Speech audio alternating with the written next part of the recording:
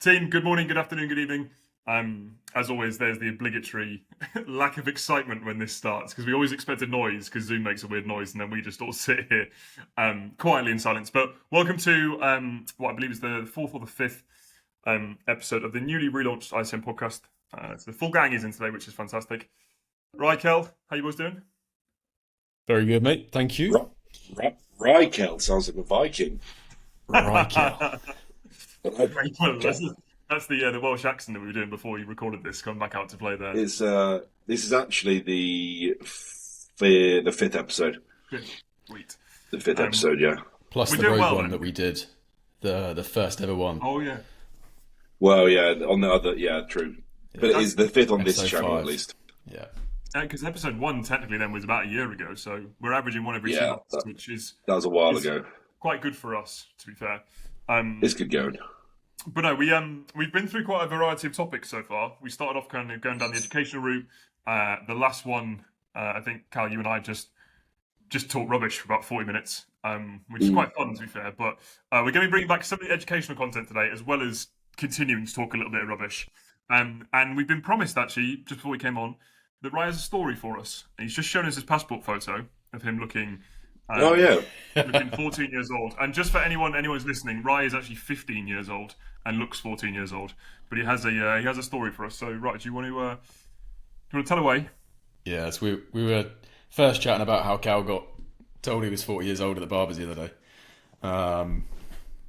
It's 33 40 plus, years. 33 plus a few years of 40 ish, yeah. not 40 exactly. Yeah, but mate, if someone's 40-ish, that's not less than 40. That's like a range of like 40 to 45. So if I were you, like 40-ish. yeah.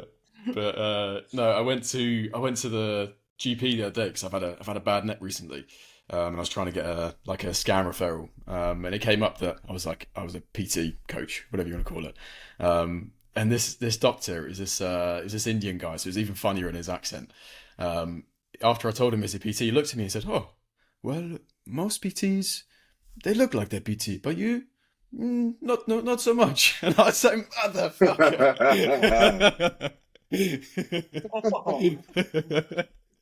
They're like, he's usually big and muscly, but you look normal. I was like, cheers. So yeah, that's my sign. I need to get back to the gym. Oh, mate, I'm not gonna lie. Me in my current state after the last year of going from being big jacked Al to now being slightly less jacked Al, I'd have Yeah. just started crying. I think in Oh, that mate. doctor's room. That would have been the end. I'd have been. I'd have cried. I'd Game have over. gone for a bath with the toaster, and that might have been Yeah. it. I think. There's me feeling awful because I haven't trained for the last 4 weeks, and then then I get that comment, so I just went home and cried. Just said to Yaz, yeah. Sorry, mate. At least you look I'm young. done. At least you look young. Cal and I look like it. Gordon Ramsay's brothers. Fortunately, with both of our faces. Yeah, I look like Andy Farrell about to coach the Lions next year, sadly. Does that make me Owen Farrell in that case? Yeah, you can be if you want. To be fair, we could probably do the voice. We could do the. Where are they from? They're from. Are they like Salford, Manchester? They're from, I think they're from Leeds. Law Leagues. Hardcore. Owen Farrell, mate. If you watch YouTube videos of Owen Farrell with like being caught on the ref's mic in games, is the best thing ever because he's just an absolute savage. So funny. One of my favourite things to watch is the. What's his name? The Welsh rugby referee, just retired. I know what you mean. Yeah, Nigel Owens. Watch Nigel Owens. these, Yeah, like 10-minute long compilation videos. Him just talking Yeah, to yeah. the boys. Like line Yeah. out comes and he goes, "I'm straighter than that," and then brings them back in. And you're like, oh. It's incredible. If everybody cheering up. Yeah. yeah. I Actually, love the speaking of which as Welsh well- accent. Oh yeah, it's good, isn't it? Speaking of which as well, I've just started listening to a new audiobook, and I'd recommend it to both you boys and the listeners. Joe Marler's autobiography is very good. Oh yeah. I think I'm about Good. 8-9 hours long. I'm 3 hours in. All he's been through so far is he's been through all the rugby nicknames and why, like the story behind the nickname, and that was about an hour. One of the chapters. He's been through a little bit about like his early start of his career when he was 17 when he first signed for Harlequins, like initiations and stuff like that. It's class. Yeah. And he reads it as well, so it's his voice going through it. Well worth a listen. Just because essentially just takes the piss out of pretty much everyone he played with. So a good listen. He's a character, isn't he? Oh, mate, he's brilliant. Even he has a story behind his hair. Do you remember he had that mohawk when he first started making a name for himself? A massive red mohawk. And apparently Martin Johnson was his first captain. He was like, welcome to the England team. Get rid of that shit hair. And just walked off. Serious character. Mate, what a man. What a man. Right, let's start with some educational bits before we descend into ridiculousness. So we had a few questions. We got questions, yeah. Yeah, some very good ones actually as well, and some interesting kind of discussion points as well. So first one, what do you think of training redundancy? So what's wrong with doing leg press and hack the same day? So for anyone listening doesn't know, so training redundancy essentially is when you have two movements that don't necessarily make sense to have in the same session because they're essentially doing the same thing. So for example, if you had two squat pans, so maybe a hack and a pendulum, you could argue would be redundant having both of them in the same session. Is that something that you lads come across within programming? Yeah, I think it's a thought process that has backing somewhat, but then at the same time we've got to look at everything as what does that individual need in terms of stimulus, and is there going to be a net positive or negative? And there's not only the perspective of looking at different ranges, looking at how that movement is loading you, but also if that individual needs X amount of volume through, let's say, the quads, if we're using a hack squat and leg press as an example, would you within that session just put 4 or 5 sets of leg press, or is there going to be better performance across the board if you were to put 2 sets on a leg press, 2 to 3 sets on a hack? So there's that side of the equation. Also, just in terms of like their ability to continue to progress a movement as well, the more variety that you have, likely the smoother that progression across the board is going to be versus hitting a plateau on a smaller selection of movements. So it's not necessarily completely redundant. I would never not do it. But at the same time, you could look at how that may be better split up throughout the week, potentially having that across 2 days rather than 1. Yeah. Yeah. It depends. Sorry, Carl, you go. Go on. No, mate, up to you. I was going to say it depends on the actual application as well, because it could be, it could be a leg press pattern that is like a hip press or a pivot leg press or a squat press, where the actual profile of the leg press itself is going to be very different to something like a hack squat or a pendulum anyway, where there's actually a resistance profile which is going to change relative to a normal linear squat pattern. Or you might not be able to tolerate volume in one specific movement for some reason at a higher volume, so you need to distribute that volume over 2 movement patterns. So it might be like, if I give him 4 sets of hack squat, it might be a little bit too much on his lower back, or it might be a little bit too much in terms of shear on the knee because the hack squat they've got at the gym or something like that. So I'm going to give him 4 sets, but I'm going to split that across a leg press and a hack squat. So it gives you 2 movement patterns to have 2 opportunities to progress, and you probably have the ability to have some form of variation there in terms of like the actual adjustment in the profile. So if it was, for example, like you had a hack squat and a 45-degree sled leg press, then we can change the resistance profile of the leg press by introducing like a band, so we can then have a hack squat and then we can have a different challenge in leg press. Use that, and we could probably also, something I do with a lot of the competitors that need to. Particularly for quad development, they'll be using like micropauses, or they'll be spending more time in specific parts of the range. It's like a leg press is a really perfect opportunity to get them in that deepest range of hip flexion accessible and spend time there in a more safe manner, as opposed to a hack or a pendulum where I might not do it in the same degree. But if they've got like a horizontal hip press, I might get them to pause a second, 2 seconds in that fully hip flex position and then drive out from there. So you're adding a little bit of variation to the movement pattern. So I wouldn't say it's similar, but I wouldn't say it's redundant, just because there's always another opportunity you can take from a different machine if you just apply it in the right way. Mm-hmm. I think redundancy has its place, but I don't think that's a very good example that they actually listed. I don't actually think because it's when you think about it on paper, there are arguments that it's the same movement in the sense of like you're going through hip flexion extension, you go through knee flexion extension, ankle flexion extension, but it's not in the same way. Like you're starting typically on, like you said, on your standard sled leg press, you're starting with your hips at 45 degrees. You're starting on a squat pattern at neutral, so it's not going to be the same thing. And then naturally, where it's going to work naturally, like loading across different areas, so like potential kind of carryover with someone's lower back, it's going to change. Like I actually personally quite like programming both in the same session. I actually quite like having a squat pattern first and then going into a leg press to push more volume in there if it's required.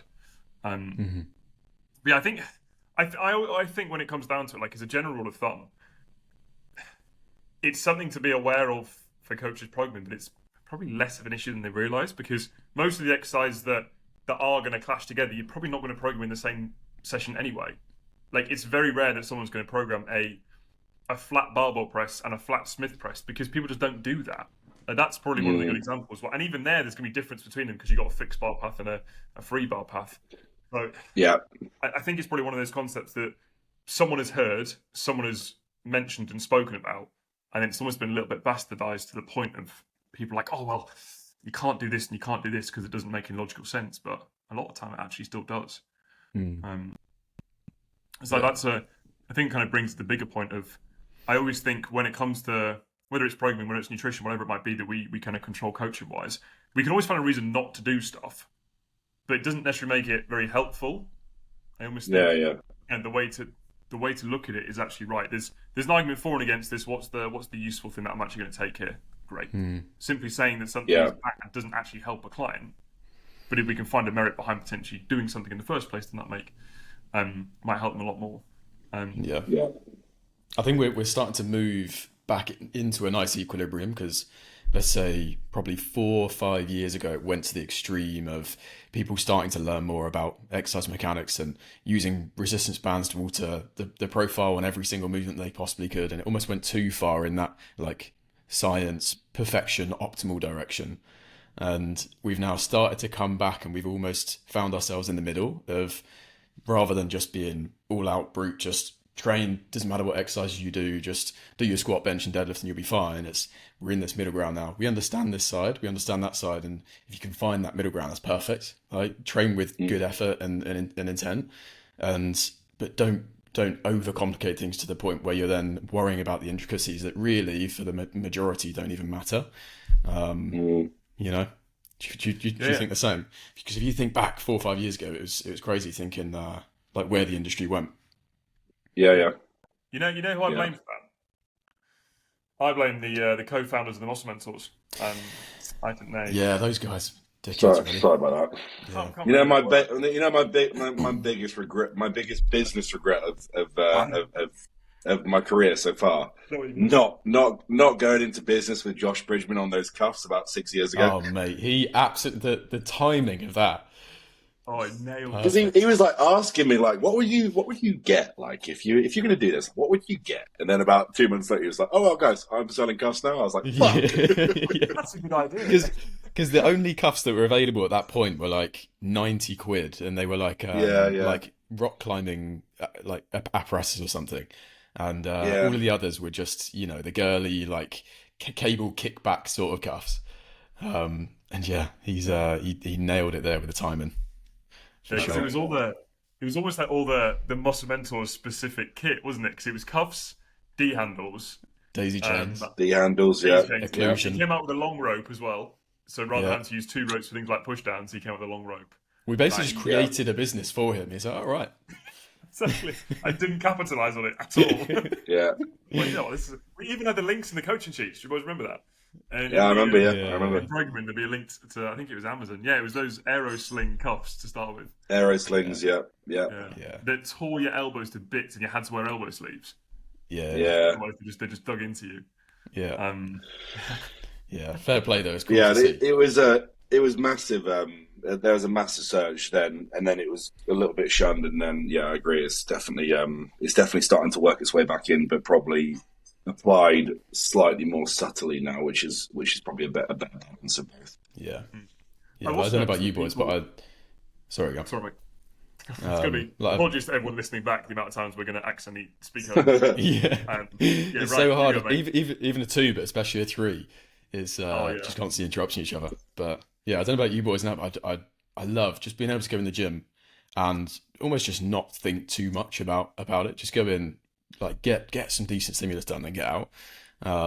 Versus like spending my whole time just setting up daisy chains and bands and cuffs and whatever else.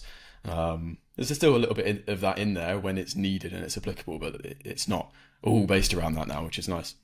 Yeah. It's even, mate, just going in and not having to think about stuff. Like that's my biggest thing at the minute. And just going off feel. I think that's the biggest thing. That's one of the biggest lessons that someone at UP taught me. Is like, if you look at, he used the example, so this guy was 120, 125 kilos, like year round, and in shape year round. Like he was a real big boy. And he was like, if you see someone training and you look at it and you go, oh, that looks a bit ropey. He's like, all you're seeing is with your eyes. Like you don't actually understand what that person's feeling through a rep. Like it might look horrific, but actually they've got contraction, they've got control. Like you don't necessarily know because you're not in their head. And I think that's kind of where I'm at with my stuff now, where it's like actually being able to, like for today, like me and a couple of the boys trained push and arms, and even like on a machine preacher, like 5 years ago, would have set up very specifically in terms of, right, I need to make sure my elbow is positioned here on the pad. I need to make sure this is then lined up with this, and I've got to have this lined up with this. Whereas now it's the case of, right, what grip feels most comfortable? Where's my contraction feel best? Where do I actually feel best actually able to kind of maintain everything else through the rep? Great. And rather than almost like training on paper, it's much more, again, just training, which is way more fun. It's even like, I don't know about you lads, I haven't done either a lying cable lat raise or a single arm chest supported cable row for probably about 2 years. So I can't be asked to set them up. I'm like, I don't want to go to the it's like I can do the same thing on a dumbbell lat raise. I could do the same thing on another version of a row or a dual arm row rather than a single arm row. I'd much rather do that, thanks. I've done my time agonizing over these details, not anymore. It just gets dull. Yeah, I get that. I think the biggest thing is there. It's also goal. It's all goal related as well. Like if you were bodybuilding, if you were chasing physique related goals, we'd have the patience to do it in the first place. But because we're training, just because we love training, and it's like it's almost a hobby now, really, from a training perspective. We're going to go for the path of least resistance in terms of efficiency.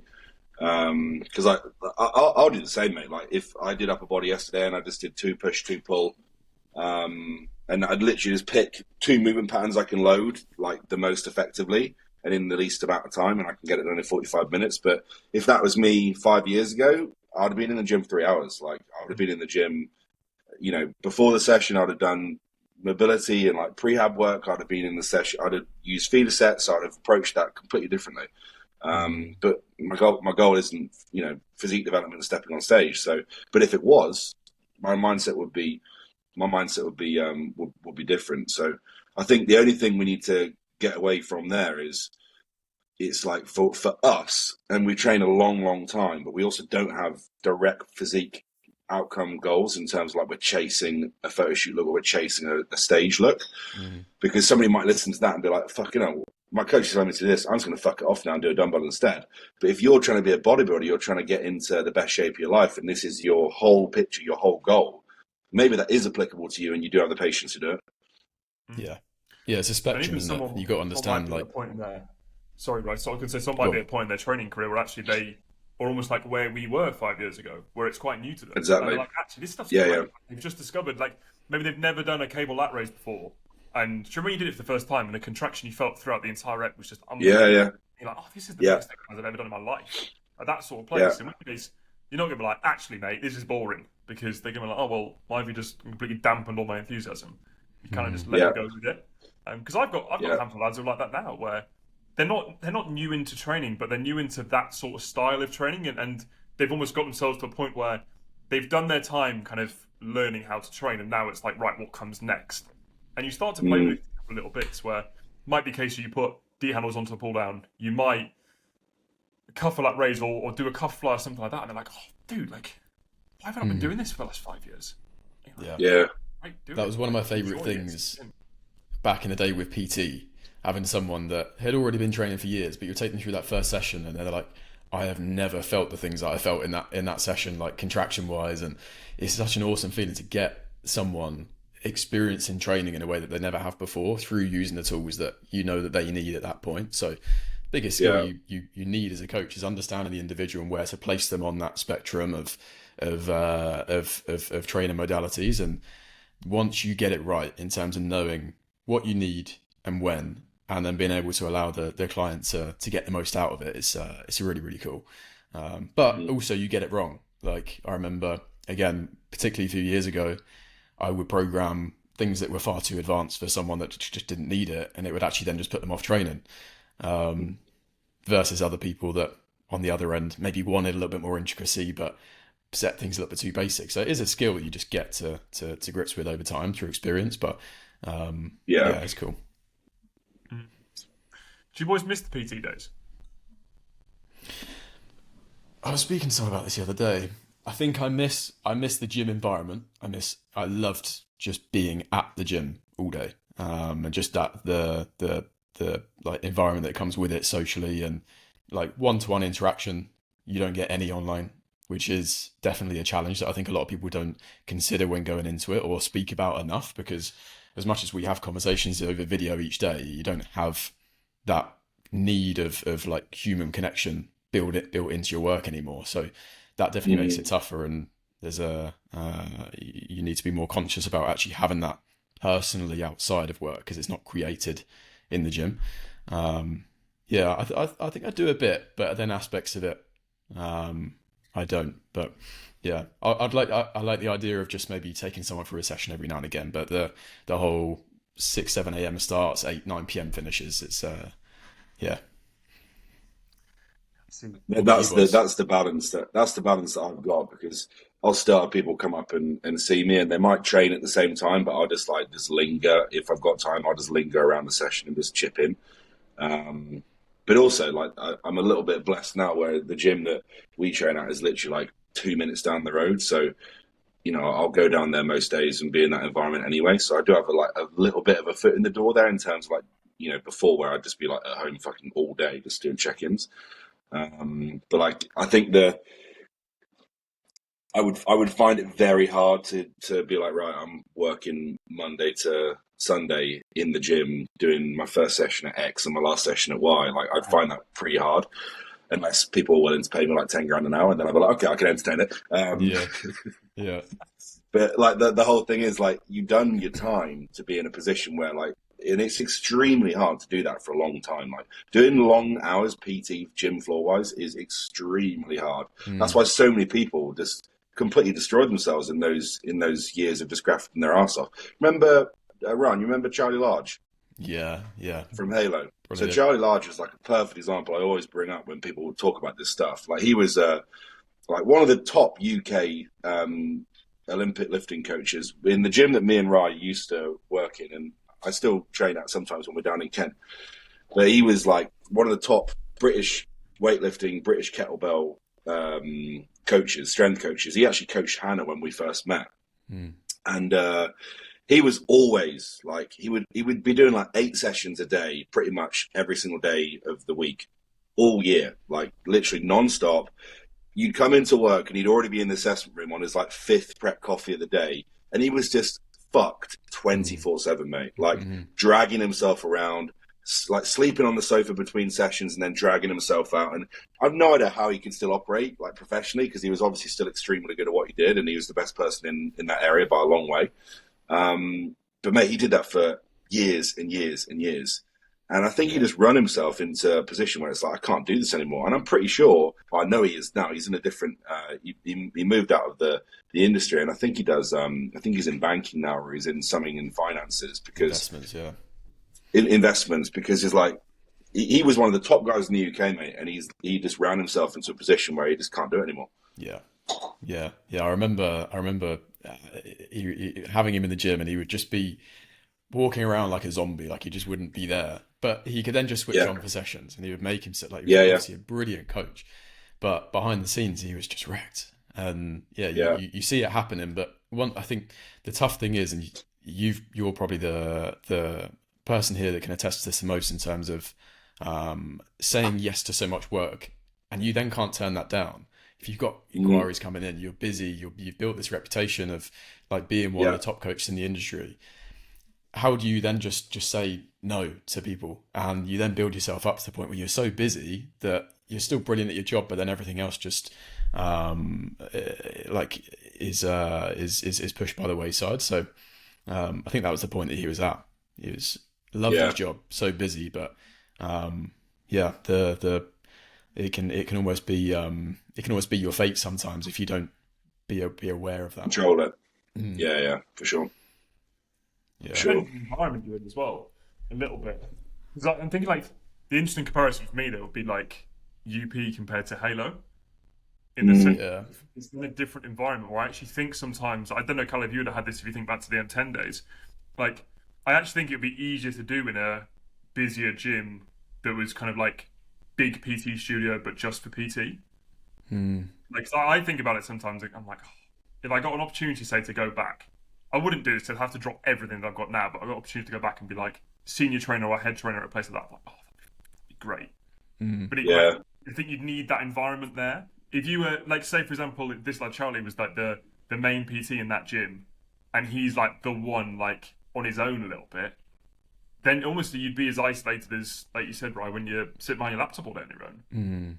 Yeah. You haven't Yeah. got a team, you haven't got like basically a bunch of mates around you, then all you've got Yeah. is work and then nap time, essentially. yeah. Mm. That's going to be so horrific. Like at UP, we had an unbelievable group of lads where it was like 10, 15 of us, where we'd all train together at the same time. We'd go for a walk together at the same time. We'd start and finish at the same time. So you didn't feel like you're on your own. So you're like, oh, actually, these lads are going through the ringer as well. So I'll be okay. Yeah. But yeah, mate, it's the industry now, isn't it? Like most people have gone online because they kind of go, well, either I've been PTing for so long that I'm exhausted, or someone's told me that I'm going to PT and get exhausted. I'll choose online instead. Yeah. And Yeah. it's supposed to be easier, and you're like, it's not. Like good luck. No, Good luck having to try it's and find difficult, but yourself. in very different ways. I think PT is definitely physically and socially a lot more difficult. You get to the end of the day and you Yeah. are drained. You get home, like you just want to sit and just switch off. Like you haven't got enough energy to speak to the missus when you get back. You just want to eat, get to bed, so you can wake up and do it again. Whereas yeah, online's challenging, but in a very different way. And it depends what challenge you're sort of wanting to take on most, right? Is it just like one-to-one sessions slogging away there, but you actually really enjoy that and thrive off it? Or is it, well, I'm going to actually focus a lot more on how do I market myself? How do I do social media content? And how is that something that I thrive off more? It's like choose your challenge and choose the balance that you want between them. Mm. You know? Yeah. Yeah. Well, it's like I'll talk to George about this sometimes because like with our jobs, so she's a radiographer. Like it's about as contrasting as you can possibly find. So for example, like with hers, where we both work similar length hours and similar amounts during the week, but in terms of how it actually works from like a structure and schedule perspective, it's completely different. And it's saying it's really interesting at different times where we'll both look at the other one's job and be like, oh, I wish I had that. Like for Yeah. example, she finishes work at 6 p.m. whatever it might be, and she's done, and she comes home and she's finished. Whereas my day's never really done. There's always like something in your head, and you're always like trying to battle yourself, try and switch off whatever time it might be. But then the flip side, when she's having to get up to go to work because someone's told her to go into work at a certain time, she's like, oh, this sucks. Or she's having to prep her food for the next day because she can't. She's got the luxury of like cooking up a bit of food at home for lunch because she's out all day. And you kind of go, oh, actually, Yeah. like, I not think that we're that- complaining about it, but equally at the same time, like working online isn't too bad. Like, it's what we all wanted Yeah. to do however many years ago.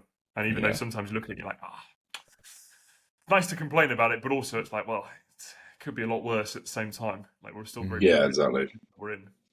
Yeah. 100%. I think that the grass is always greener in some aspect, no matter what you do.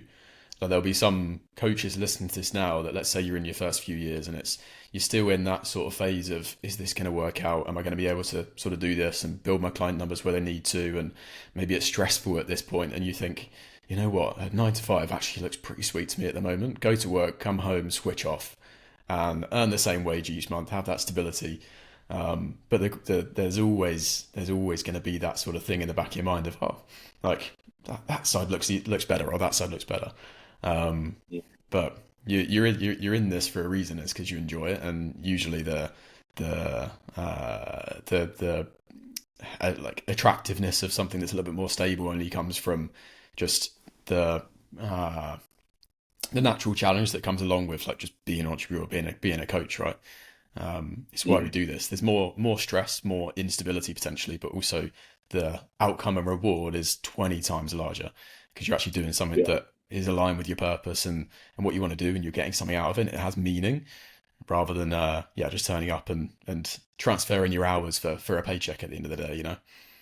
I think I know, like if I had a 9 to 5, I'd be so bored because it's. Well, I did it, didn't I? I did it. I worked for Michael Page in London. It was horrendous, mate. Yeah, But mate, you're the only one that's horrendous. actually done. Imagine Have you done a 9 to 5 out?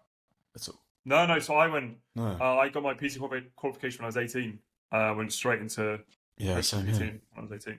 I went at a bar and like stuff like that, at a cricket club and stuff, but in the hotel. But no, never like that organised. Because I think, imagine, Cal, if you went back to that now, like there'd almost be too many hours in the day.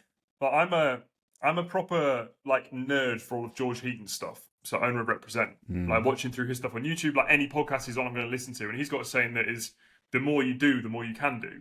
So like he said like for him and Mike, like over the years, their workload has gone up, but because they've been able to adapt to it and get used to it, they look back at what they were doing 5 or 6 years ago, and they're like, well, what I used to do in a week, I could do in a day. And I think about that now, like you think the amount that's on all three of our plates. If you went to a 9 to 5 job, like I'd be finished at 5 and be like, oh, what am I going to do? Like I'm probably already trained work this morning. Like just going to go home.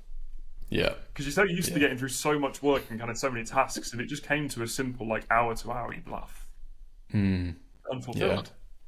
This is going to sound really, really hippie of me, but there's a Japanese concept known as ikigai.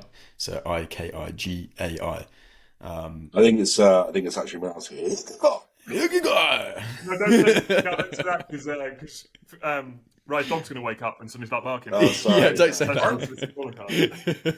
that. For anyone confused by that, I've got a Chinese dog. It's a long story. I'll save it for another podcast. Like, you probably see her if I pan the camera. She's down there sleeping. There you go. Cute little. all of our Asian listeners have just unsubscribed. I'm sorry. Well, mate, I'm really I've sorry. mixed up China and Japan, so they're long gone. No, just yeah. sorry, Watch us mate, get tell us cancelled how tomorrow. Yeah. Yeah, they make great bodybuilders as well. So please continue to listen. Oh, we do like you a lot. Yeah. On a like tangent, when I was out in Shanghai last year, some of the physiques out there are insane. They're just, I don't know what it is, but they're just built differently, aren't they? Like if you look at talking about Olympic lifting as well, like all of the best Olympic lifters are usually Chinese or Japanese. Yeah, crazy. What was I speaking about? Zach's got a load of really good competitors since he went over last year. So he must coach like 30 or 40 of these really, really good Chinese. Most of them are Chinese, but I think the biggest difference there is the level, like the respect they have for the coaching process is very different to what maybe you get in other, like for example in the UK, if it was someone that was like wanting to dabble in competing relative to someone over there. But like I think the buy-in and their level of discipline, probably because how they've been, the culture and how they've been brought up as well as younger individuals is different, mate. So I think that probably plays a role in what they're able to do in terms of the athletic achievements and the physique development, just because of the level of discipline and how they can apply themselves. Yeah, and they don't take it for granted. I think in the UK, especially, there's so many coaches now available that someone can jump from one to the other. Yeah. Whereas out there, like, being able to have a high level coach, that's an incredible opportunity that they don't want to sort of like miss out on. I think there's also there's a bit of a gap in terms of like the income side as well. So if you're like, I found there's either sort of very low income or you're doing quite well for yourself and there's sort of high income. That middle bracket doesn't seem to be like as prevalent. So if you got yourself to a position where you can actually even afford a coach in the UK or US or Europe, that's pretty cool. But yeah, because Zach went out there, didn't he? Yeah, he's one of going his out there. clients. Goes out there again on Monday. He goes out there really again cool. next week, I think. Yeah, really cool. Yeah. Yeah, I was speaking about Ikigai. The well, yeah, back to that. Back to that. Back to that. Yeah, it's irrelevant now that we were talking about just like the career option you have and what you're getting out of it. But it's basically this principle of I think it translates to like a reason for being or a reason to live, and it's the fact of if you can find like the intersection between four different areas. So doing something you love, doing something you're good at, doing something that the world needs or people need, and then something you can be paid for. And if you think about coaching for all of us, that is what that is, right? It covers, we love doing it, we're good at doing it, people need it, and then we can also get paid for it. Yeah. And if you can look at that principle and then anytime that you're feeling a little bit off, refer to that, and then you'll understand how to center yourself again. Because it'll either be maybe you've got too busy to the point where you're actually resenting your workload and now you don't love it as much, so it starts to pull you away from that side. Or I don't know, you start to go down a route of trying to train a niche that you don't really like maybe care about as much, or you're just doing it because you think it's going to be better for client numbers or whatever. And the more you can center yourself, the more you'll just naturally enjoy it, and the more success you'll naturally bring, because it almost like attracts you in there. So yeah, I really like that. But it sort of epitomizes what we were saying there in terms of what coaching is for a lot of people and finding your true sort of purpose within it. Mm. You know, I know it feels like work then, does it? It's never a difficult day at work when you're like technically this is work for the three of us. Doesn't feel particularly onerous right now. I mean, I've got to look at both of you, but it's not too bad to be doing it. It really is it? So Yeah. I'm sure people have had worse days. Question 2. Was that just one question? One question. To be fair, he asked the question about training redundancy, and then Rai started speaking Japanese. So I don't know how it went from one to the next. That's a 36-minute answer. So yeah, hopefully that answers your question. he's already stopped listening by this point. Yeah. On to the next one. Basically, move to Japan. Also, for anyone listening, I was going to say Cal's very good at accents. He isn't, but he's very good at doing bad accents loudly. Like you hear Cal doing.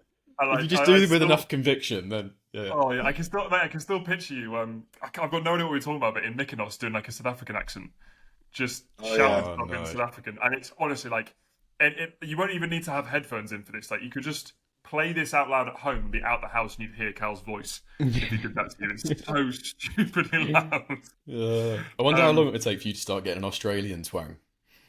Oh mate, I did think that actually. I did think that the other day. I actually do quite a good Aussie accent. So when I used to play cricket, we used to get an Aussie over every year. So we were linked to a cricket club in Melbourne, where I live, Cal. And so we get a guy that would come over from Melbourne, come play for us, and then go back for their summer. And there was one year, so I was 18, he was also 18. So like we got on really well, like we looked really similar, even to that sort of extent. And we went on a night out at one point, and we managed to convince a group of girls that we were brothers, because I could do an Australian accent and we looked similar enough, until they asked the question of where we were both from. And exactly the same time, he went Melbourne and I went Perth, which for those who don't know is an hour flight away from each other. And then we were like, yeah, we're doing so well. Yeah, there's some words that I do say now that are Australian. Some little bits just creeping in a little bit. So I've got such as. Does it start with the word C? It does not start with C. No, that's okay. That's the first lesson they learn at school, how to pronounce and spell that word. I don't compliment people that much. No, it's things like can't even think of it now. Little bits like breakfast is brekkie out here. Like these sorts of things that I'll say. I'm pretty sure that's a UK saying. Yeah, that's the UK breakfast for a child. You want some brekkie? That's fucking Australian, mate. We took that. You conquered our lands. You're not conquering our words.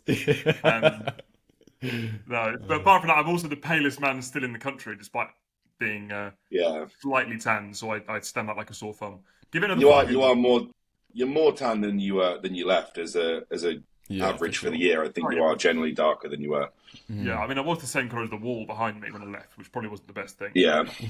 you look back at those original ICM reels that we did, and I was like, oh, Yeah, I know. Yeah, God, that was not a great look. But yeah.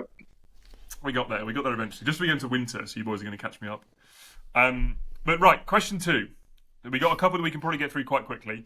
Will there be a PED section on the site? There will not, but there will be a PED resource upcoming soon, which will be affiliated with the ICM. Yes. Yes. So it's essentially something we don't want to get too lost down, and it's a proper rabbit hole. And for the vast majority of people that are part of the ICM, you're not going to be working with assisted clients that actually require that's the nth degree. There is some kind of basic fundamentals in the section with Dr. Dean, but no, we're not going too deep on that. As Carl said, something cool is coming very soon from Pro Coach. Which one else would be good? Someone has answered. That's a big one. What essential supplements would you recommend for 99% of people? Let's do maybe five essential supplements. Testosterone would be my first. Yeah. Primobolan. Exactly. Vitamin D. I'm going to put out there. Yeah. Creatine. Every man, woman, dog, mother, grandma, whether you train or not. Listen up, Fugway. Yeah, I give her 5 grams every morning. Strength and performance, but there's some pretty cool stuff about cognitive benefits. Yeah. Omega-3. Yeah. Because eating enough fish is too damn expensive. Magnesium. I would say magnesium. I don't know about you boys. Yeah, magnesium would be in there for sure. Yeah.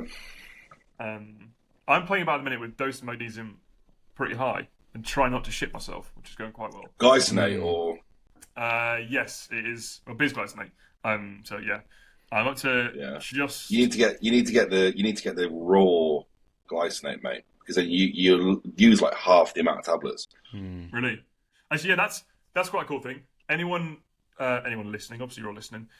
When it comes to looking at supplements, you're looking to get magnesium from a magnesium supplement. Read the label quite carefully because it will typically say like magnesium as magnesium glycinate, bisglycinate, citrate, whatever it might be.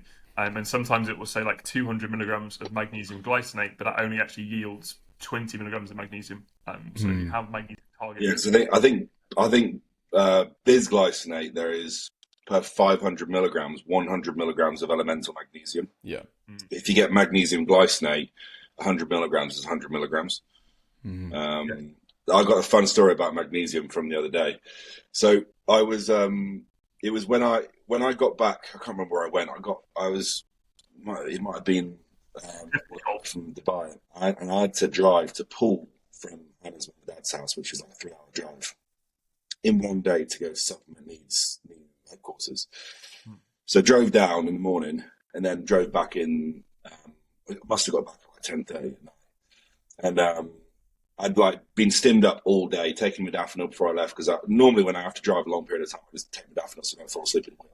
And also, just to butt in, Cal also just has modafinil for breakfast most days. So. Yeah. I'm a lot better. I'm a lot better at it now, but I was just wired, mate. Like, there's no chance that I'm going to sleep in the next 3 or 4 hours if I don't do something. So I was looking in the cupboards at mum and dad's house, and I was like, well, what can I find? I was like, trying to find melatonin, can't find any melatonin, and then I find magnesium gummies. I'm like, sweet, okay, right. Let's look at the back of it, and it's like 100 milligrams. 100 milligrams per gummy. So I was like, 10. So 10 gummies.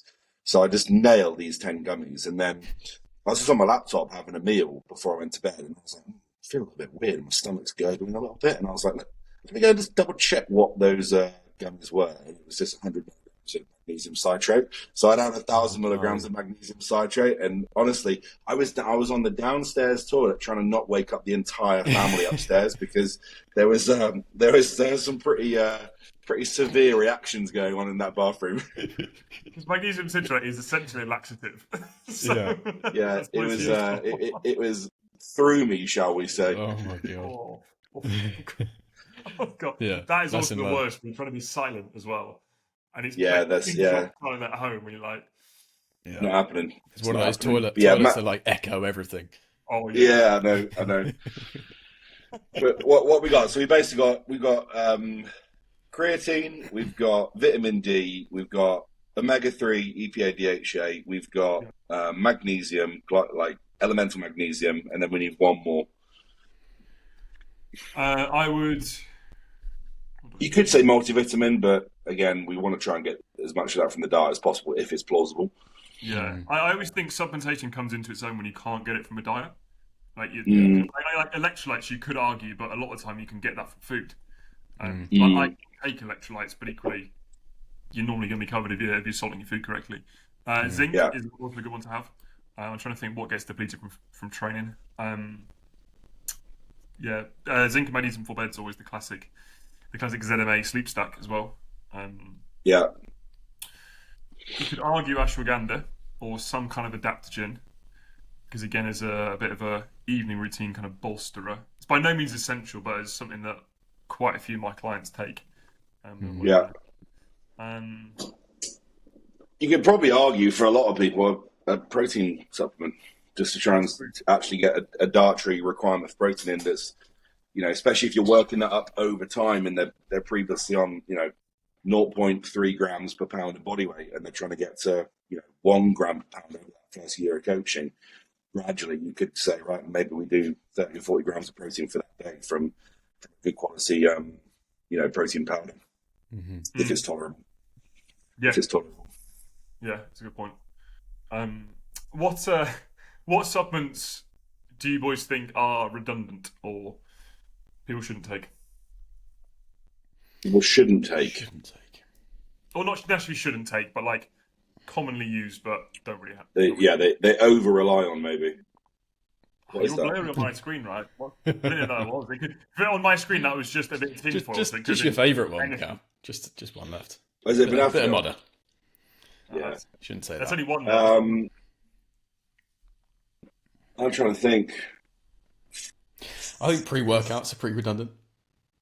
People, pre-workouts for sure. Yeah, I'm actually going to disagree with that. Really? I like them more from a routine standpoint.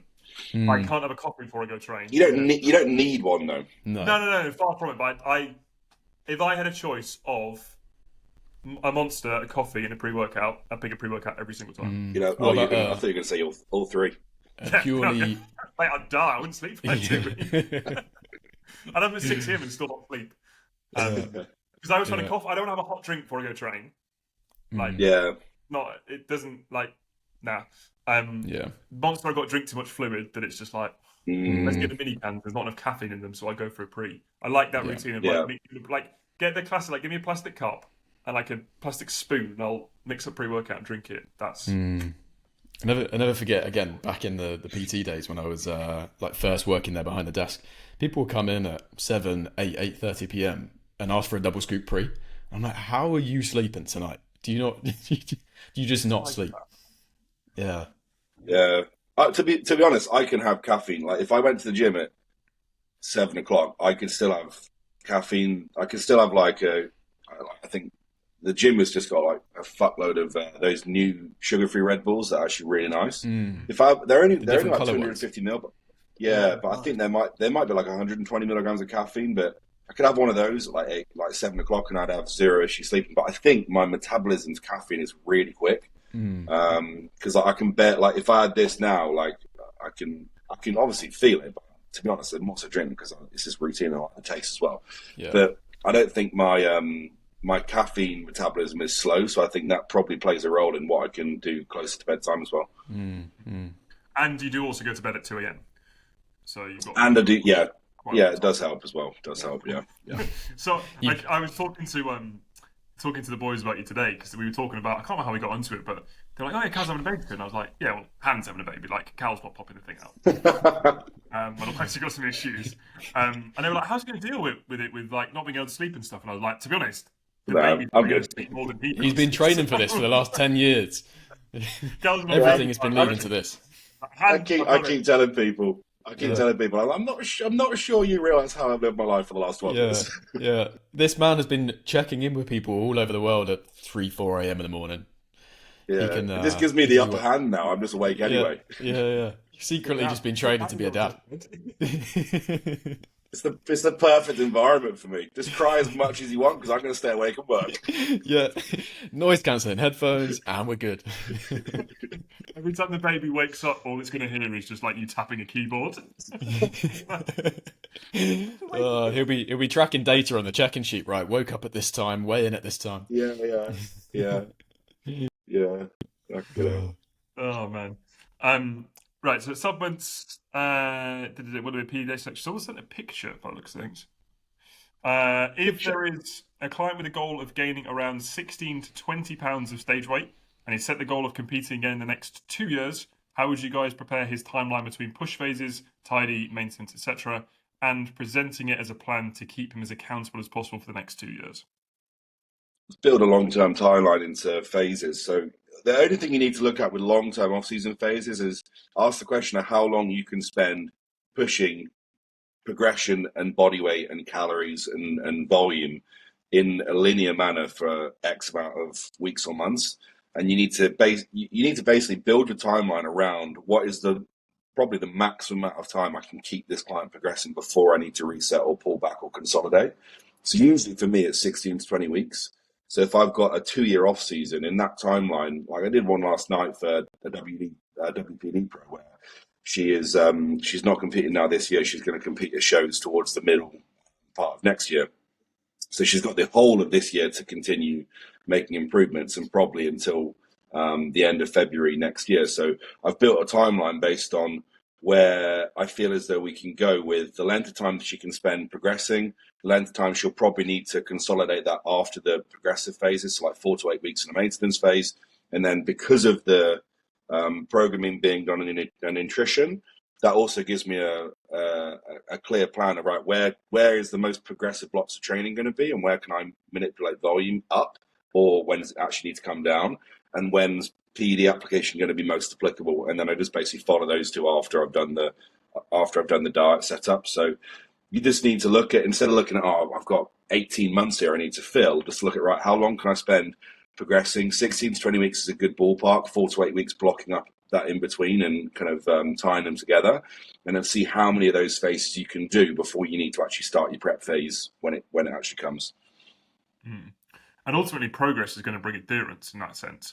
Like as you said, that's a really good way of looking at it for people, where they go, right, how long is someone actually going to be productively growing for before they get to the stage where something starts to break? Okay, then we move productively in a slightly different direction, but still doing something where they're actually like they're moving forward still, even if it's almost like one step backwards, take 2 steps forwards. It's still something where they're not getting to that stage where, well, I think we've all been there. We've been there individually, but also we've been there with clients where someone's heavy, like they're eating a lot of food. They feel like they're like, it's like, what am I doing? Like I'm force feeding for no real like gain here. Like I'm not really gaining any more tissue. I'm just getting fatter. Like what's happening? That's when people really start to struggle and they start to slip. Whereas if you can cut things off before they get to that point, I'm like, right, we're going to shift and go this direction. That's what keeps people moving forward.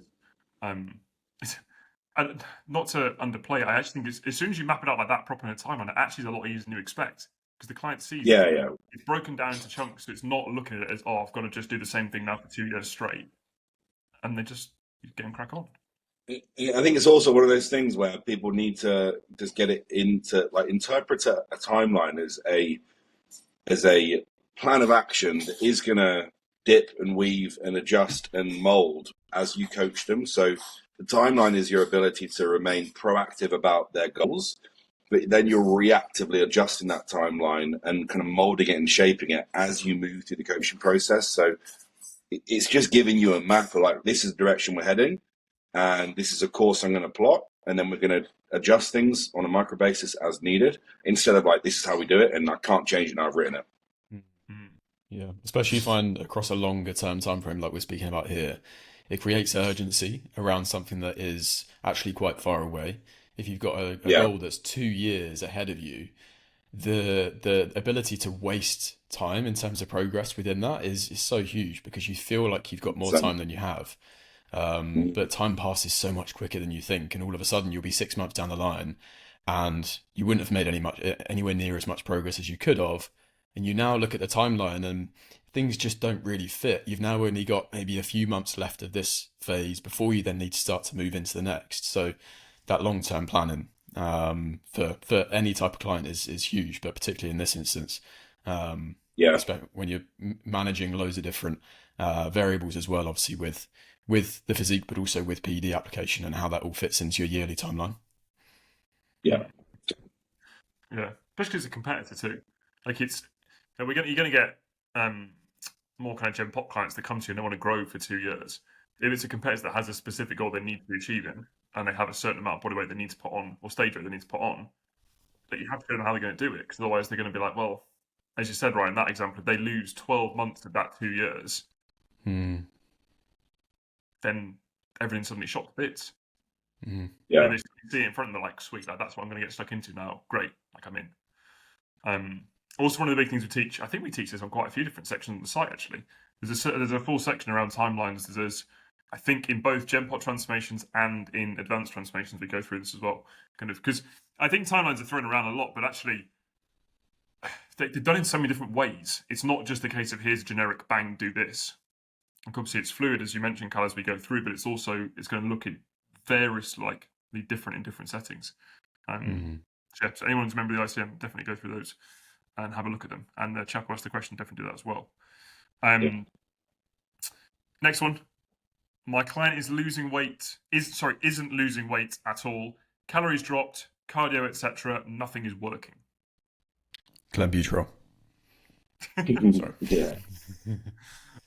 Well, luckily this has got loads of context behind it, so we know exactly what to do. Nothing is working. It sounds like a coach is panicking to me. The person that I would say, when it says calories dropped, you can drop them more. Cardio is in there, you can probably do more. It's one of those ones, the first thing I would do if it's a Genpop client is look at adherence, look at yourself, look at how you coach them, look at the things they're doing at the moment during each week, if things can be tightened up, whether that is nutritional adherence, if that is training intensity, if that is accuracy with their steps, whatever it might be, like if they're guessing things or they're actually going out and doing it, tracking on a Fitbit, whatever it might be, look at those different factors first, make sure that everything you've actually got set out for them on paper is being done as closely to what is being put on paper first. And if it's one of those ones, just one of those clients who's just nailing everything is absolutely perfect, then don't be afraid to push them a little bit more. Like we had a situation actually on a live call, I think it was maybe a couple of months back, and we were talking about a situation similar to this where the client was adhering to everything perfectly, like feedback was fantastic from them, like the body was in a really good state, and the guy was like, what do I do next? And I was like, well, you've got them in a situation where the body is responsive, you're getting really good feedback, push him. Like, don't be afraid to. It's not a negative thing. Like, we create this environment where someone is responsive to change, but we then have to use that and actually make them change. Like, we don't want to necessarily always have every single recovery metric being perfect. We've got to test that limiter a little bit more. And if you push them too hard and maybe feedback really starts to suffer, or you tip them a bit over the edge, you just pull them back out. It's not an issue. But I say this from having been there in the past, don't get too lost in that side of being like, oh, I don't want to bring food underneath this level, or I don't want to bring cardio above this point, because that little change that you're not prepared to make might be the thing that suddenly makes them start dropping. Like 100 calories being taken away might suddenly mean that people really motor, whatever it might be. So if it were me, I would look at that execution side first and then look at, right, can we step them up a little bit more? What one mindset shift you can have as a coach is you're not there to make the client's progress easy. You're there to facilitate their ability to do the hard work that's required to get there. And you can often approach, especially Genpop clients, a little bit too softly sometimes. You need to realize that for a period of time, things are going to be a little bit more difficult. And you're going to need to firstly get that client psychologically and physically in a place where it's feasible to push as hard as they need to, and then actually do the work to get there. And that comes from your side, being able to push someone and see them actually being challenged a little bit more. But that also comes from setting up the client side and getting them ready to actually go through maybe the next 4, 6, 8 week push where they're a little bit hungrier, they're a little bit more fatigued, they have to be a bit more on it with their daily routine and their structure, and making sure they've got the food shop done on the weekend, so they've got their meals for work or whatever. And that's, I think, a big thing that we need to change in the industry sometimes. You're there to make their life easier in some aspects, but facilitate their ability to work hard. Yeah. You know? And also the client might want that as well. Like, you don't... Yeah. Like, it's not to say we don't want to protect clients. Like obviously that's one of our first things we have to think about. But equally at the same time, you don't want to have a client that's wanting to push harder, able to push harder, and then you're the one that's preventing them from doing that when they easily could. Yeah. Like Yeah. I've had male and female clients in the past who it's one of those ones where it's like, oh, like do we push on with things a little bit more? And they were like, can I? Like I can do this. Like I'm able to do it. Like great. Again, you don't want to dampen that enthusiasm and be like, oh no, we're going to keep things being a little bit slower or not progressing, whatever it might be. Sometimes the case being like, right, if you're willing to go there, great. I'll make that as easy and as efficient as possible for you. Yeah. Mm. No, that's one side of the coin. Obviously, with questions like this, there's not a lot of context. There's so many different things we can speak about. But the other thing is, you touched on it there, Al. You have clients that I would term as adherent non-adherers. So they would check in on time each week. Their data on their sheet might look brilliant. They might be saying that biofeedback's perfect. Their adherence to their nutrition's been brilliant. All of their training sessions are going great. But then if you dig a little deeper, actually those things aren't happening to the level that they're actually telling you. So that communication, and it's where actually booking calls with people, chatting to people face to face, digging into that stuff a little bit more. It's a tough thing to do because you don't want to sort of falsely call people out on needing to be more adherent or to actually do these things better. But at the same time, you need to allow people to get out their own way and realize you don't just need to tell me what I want to hear. You need to tell me what's actually happening so I can help you improve this stuff. And you have that, again, really often, probably with every extreme of client, right from your average Joe to like highly competitive bodybuilders. Like that accuracy of the information they're giving you is so important for you as a coach to be able to help them. Yeah. Yeah, that's a really good point. So actually, instantly on that as well, I had an interesting conversation a couple of days ago with one of the coaches that I mentor. We were going through a similar situation where he didn't think the client was being completely adherent. And when we were speaking about it, I was like, to be honest, mate, I agree. And we were trying to work out how we could get out of that client that they weren't being fully adherent with stuff because they were tracking everything. They were even tracking like, I think they had a cream egg one day and they tracked it. And he was saying like this, they're even like, they're making a note of the things that they shouldn't be doing. So they're still being written down, but we still thought there were some more bits underneath the surface. And we were saying that you can almost like play a game a little bit with people. And I said, if you go into that conversation where you're trying to get a food diary out of that person, you're trying to see exactly what they do through each day and their habits throughout each day without directly asking them that question, sometimes people can actually tell you without realizing. In the same way that a lot of those habits they'll do them without even thinking, they can actually communicate that across to you in the same sense. So I was saying to him, like, approach it as you're trying to look at this client's day as a whole. You're trying to work out exactly like which bits you can control or whatever it might be. And you're going to go, right, what time do you have your first meal? Right, great. What time do you get to work? What time do you do this? What time do you do this? And almost like they're thinking about it more in the sense that they're just going through their day as a kind of a complete entity. But if they have a biscuit with their coffee, they're like, oh yes, I'll have my coffee, I'll have a biscuit with that, then I'll go and do this. They suddenly tell you that, but because they're not just thinking about that, like you said, right, that almost like that automated answer that they always give, they give up more information than anticipated in the first place. So sometimes in those situations, you can almost like play the game a little bit, where you can take information from someone without them even realizing they're being quizzed on that in the first place. But again, you can only do that on a call. You can't do that on WhatsApp. You can't do it on a message. You've got to actually have a proper conversation with someone. Otherwise, it falls down pretty quick. Yeah, for sure. But that is they're the questions we had come through, which were good ones to be fair. Yeah, good questions.